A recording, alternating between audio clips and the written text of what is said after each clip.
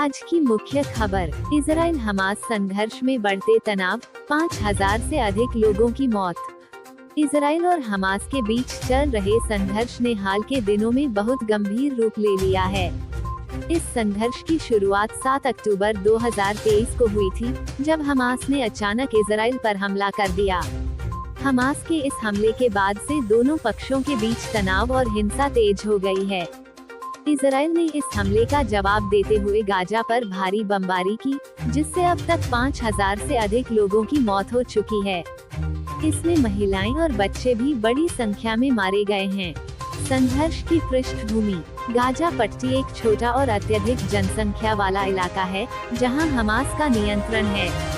Hamas फिलिस्तीनी संगठन है, जो इजराइल के खिलाफ लड़ाई लड़ता आ रहा है। दोनों के बीच दशकों से विवाद चल रहा है और यह विवाद समय समय पर हिंसक रूप लेता रहा है। इस बार भी हमास ने इजराइल पर रॉकेट दागे और हमलों को तेज कर दिया, जिसके जवाब में इजराइल ने बड़े पैमाने पर हवाई हमले किए। मानवीय संकट की गंभीरता, गाजा में बमबारी से बुनियादी ढांचे को भारी नुकसान हुआ है। अस्पतालों, स्कूलों और घरों पर हमले हो रहे हैं, जिससे आम नागरिकों की जिंदगी कठिन हो गई है। खाने पीने की कमी, बिजली और पानी की सप्लाई ठप हो जाने से मानवीय संकट और गहरा गया है। लोग अपने घर छोड़ने पर मजबूर हो रहे हैं, लेकिन गाजा की सीमाएं सील होने के कारण वे कहीं और शरण नहीं ले पा रहे हैं। राहत सामग्री और चिकित्सा सहायता पहुंचाने में भी काफी मुश्किलें आ रही हैं। अंतर्राष्ट्रीय प्रतिक्रिया, इजराइल हमास संघर्ष ने पूरी दुनिया का ध्यान अपनी ओर खींचा है। संयुक्त राष्ट्र, अमेरिका, यूरोपियन यूनियन समेत कई अंतर्राष्ट्रीय संगठनों और देशों ने इस हिंसा पर गहरी चिंता व्यक्त की है। संयुक्त राष्ट्र महासचिव एंटोनियो गुटेरेस ने दोनों पक्षों से तत्काल संघर्ष विराम की अपील की है। इसके बावजूद अभी तक कोई ठोस समाधान नजर नहीं आ रहा है और दोनों पक्ष अपने अपने रुख पर कायम हैं। अमेरिका और कुछ अन्य पश्चिमी देश इजराइल के साथ खड़े हैं, जबकि कुछ अन्य देशों ने फिलिस्तीनी लोगों के समर्थन में बयान दिए हैं।